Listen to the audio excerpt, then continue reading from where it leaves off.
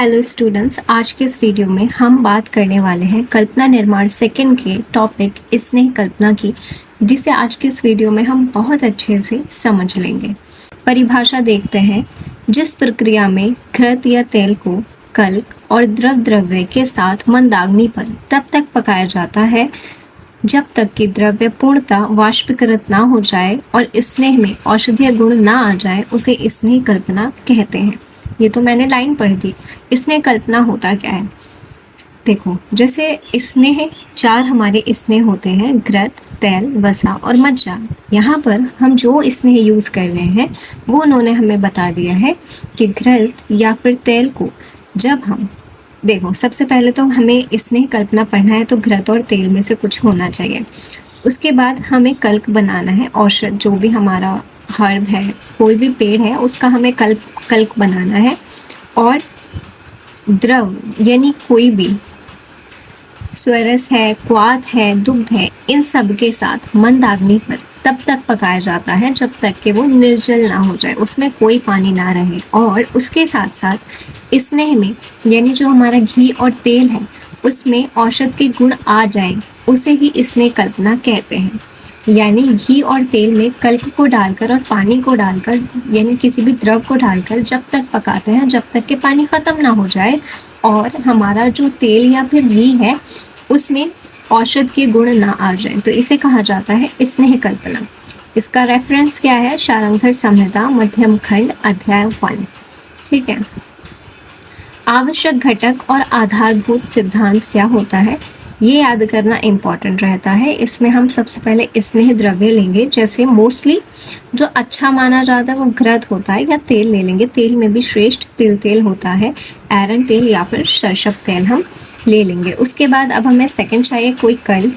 कल्क के लिए हमें जो भी औषध चाहिए उसे जल के साथ पीसकर बनाया गया सूक्ष्म कल्क।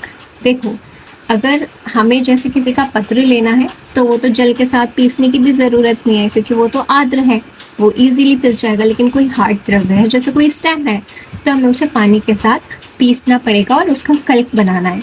उसके बाद द्रव्य क्या हो सकता है? कोई कषाय, स्वरस, दुग्ध, तक्र या फिर साधारण जल भी लिया जा सकता है। तो ये तीनों चीज़ें याद करनी है कि क्या क्या ज़रूरी है, घटक द्रव्य क्या क्या हमें इसमें लेने पड़ेंगे।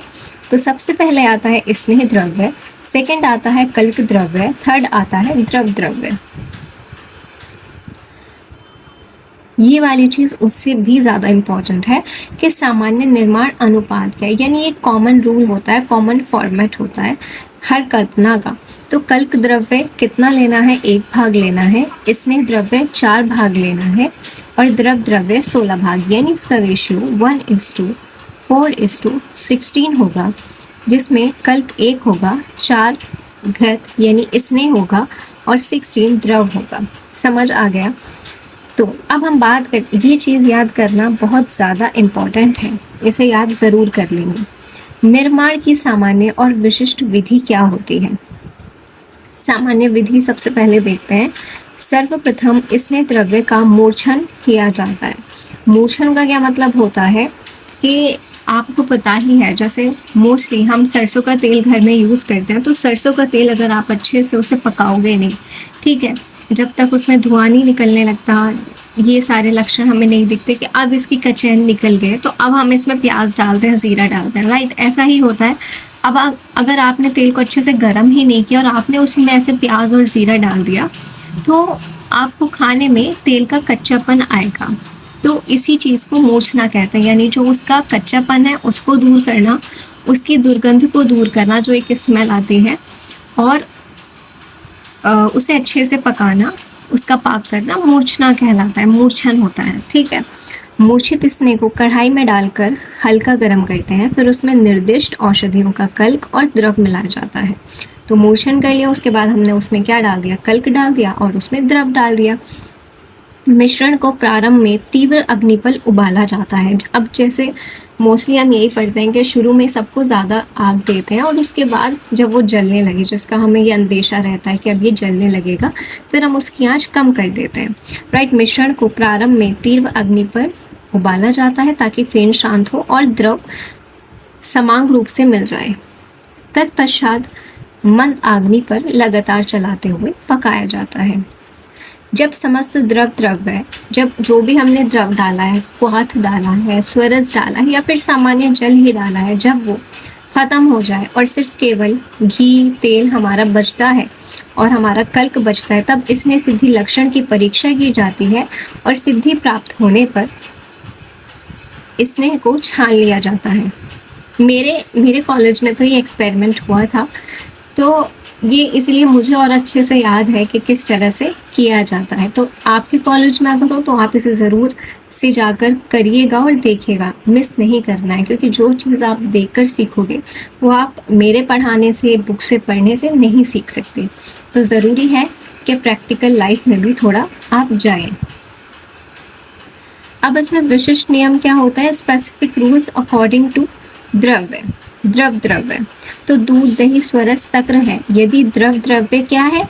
ये है दूध दही स्वरस या फिर तक्र, तो कल्क की मात्रा स्नेह का 1/8 ली जाती है, जो कि 1/4 ली जाती थी अब तक, और जल पृथक से 4 गुना मिलाया जाता है ताकि पाक सम्यक हो।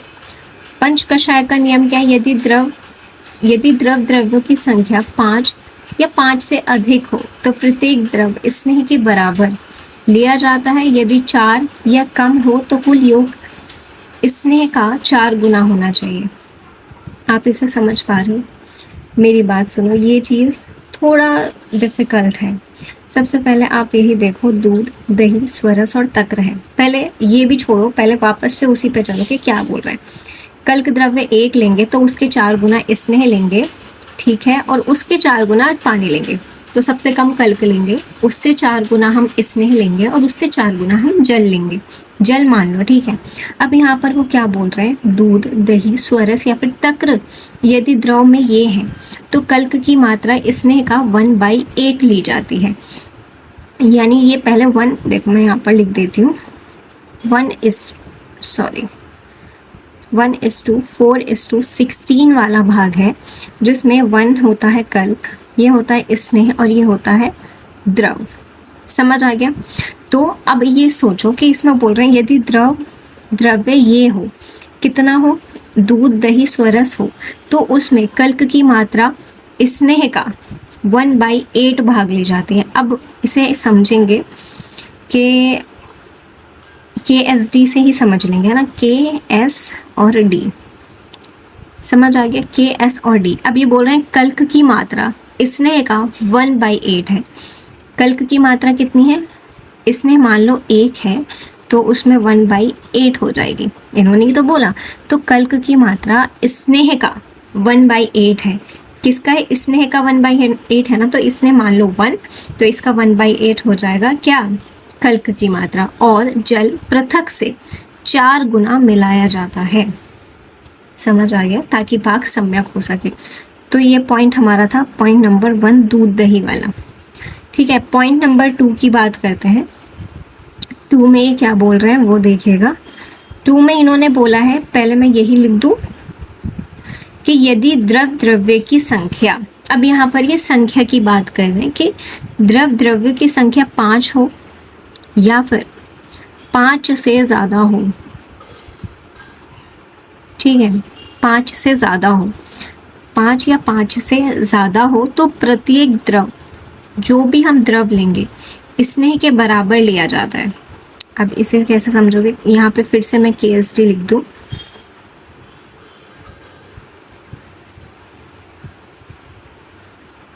KS और D।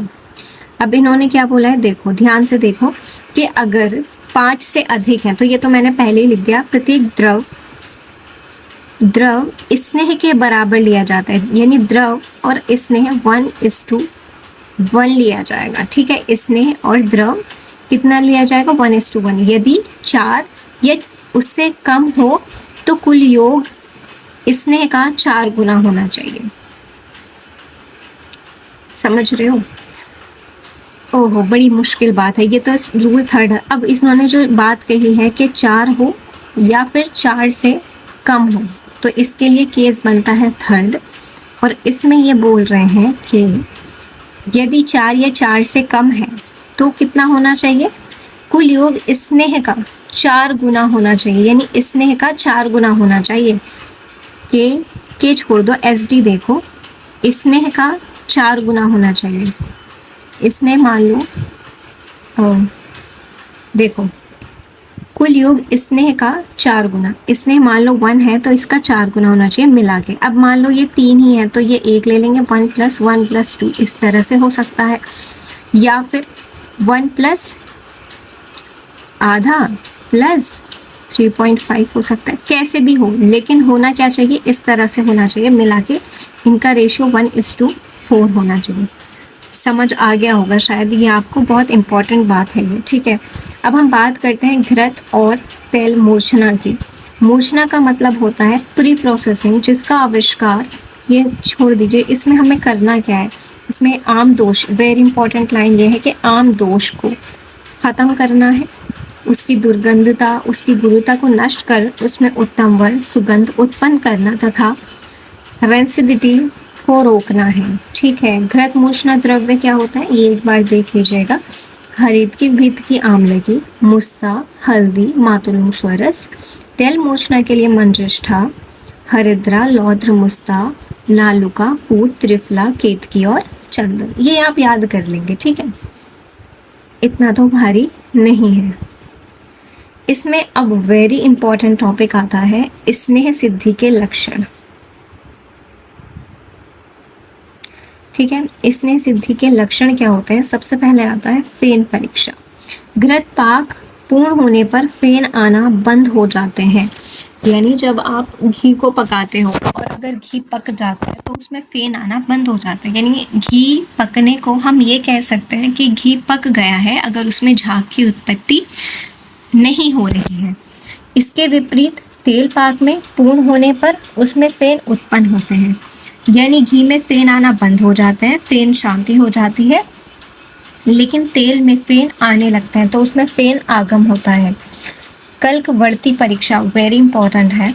जब कल्क को उंगली के बीच घुमाया जाए तो वह चिपकने के बजाय पतली बत्ती यानी वर्ती बन जाए, तो इसका मतलब ये है कि हमारा सिद्धि लक्षण आ गया है। शब्दहीन परीक्षा, जब कल्क या सिद्ध स्नेह के थोड़े से अंश को सीधी अग्नि पर डाला जाए तो उसमें चटचटाहट यानी चट की आवाज़ नहीं होनी चाहिए। आवाज़ ना होना जल के पूर्ण अभाव को दर्शाता है। क्या है मैं बताती हूँ, देखिए ये तीनों ही टेस्ट बहुत ज़्यादा इम्पॉर्टेंट है। सबसे पहले फेन, घृत में फेन आना बंद हो जाते हैं। अगर घृत आपने रखा गैस पर तो उसमें फेन आना बंद हो जाएगा, इसका मतलब घृत का पाक हो गया है। तेल का पाक तब समझा जाता है जब उसमें फेन उद्गम होने लगी, यानी फेन की उत्पत्ति होने लगे। सेकंड आता है कल्क वर्ती परीक्षा। देखो अगर आपकी वर्ती बन रही है तो इसका मतलब है आपका वर्ती, देखो समझ रहे हो, वर्ती एक होता है कि आपने चूर्ण ली हुई और उससे चूर्ण में पानी मिला के अगर आपकी वर्ती बन रही है, इसका मतलब आपका अच्छे से पाक हो गया है। अगर आपकी ज़्यादा पानी आप मिला दोगे तो वर्ती नहीं बनेगी, यानी उसमें भी पानी है। और अगर आपने बिल्कुल ही पानी खींच दिया है, यानी पानी आपने इतना पकाया कि उसका पानी बिल्कुल बचा ही नहीं, वर्ती बन ही नहीं रही और वो इतना कैड़ा हो गया, तो उसका मतलब आपने ज़्यादा पाक कर दिया है, वर्ती बन ही नहीं पा रही, इसका मतलब अभी उसमें पानी है। और अगर वर्ती अच्छे से बन रही है, इसका मतलब ये इसका सिद्धि लक्षण है कि अब ये बिल्कुल अच्छी तरीके से पक गया है। थर्ड टेस्ट आता है शब्दहीन परीक्षा। जब कल्क या सिद्ध स्नेह के, जब हम स्नेह जैसे घी है, घी के थोड़े से अंश को हमने सीधी अग्नि पर रखा, अब अगर उसमें से चट की आवाज़ आ रही है, इसका मतलब पानी है, यानी अभी इसका अच्छे से पाक नहीं हुआ है। या फिर कल्क को आपने रखा, उसमें से भी चट की आवाज़ आ रही है, तो इसका मतलब अभी पाक नहीं हुआ। तो आप क्या करोगे, उसे और अच्छे से पाक करोगे कि वो जल रहित हो जाए, उसका जल ख़त्म हो जाए। जब उसका जल ख़त्म हो जाएगा तो जब आप उसे अग्नि पर पकाओगे, जैसे आप तेल को अग्नि पर पकाते हो, तेल ज़्यादा डायरेक्ट बर्नर पर अगर आपका गिर जाए तो चट की आवाज़ नहीं आएगी, लेकिन उस तेल में पानी है तो चट की आवाज़ आएगी, जैसे होता ही है, जो हम एक्सपेरिमेंट घर में करते रहते हैं, देखते रहते हैं, राइट। तो अब आता है गंध, वर्ण और रस की उत्पत्ति।